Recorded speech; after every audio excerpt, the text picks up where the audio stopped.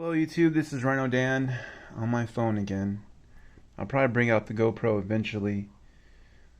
All these parts came in the Associated B74.1D kit. So the reason I didn't get the carpet is because I don't have a lot of carpet tracks around me, and it is what it is. But here we are. So here's the chassis, instructions, differential oil. I went out and bought some fork oil, shock oil for the shocks. Fork motorcycle, haha. But it looks like it came with it.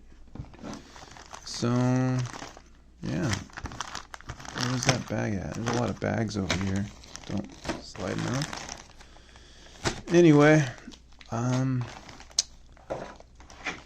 it's around here somewhere. But all these bags came in this little box.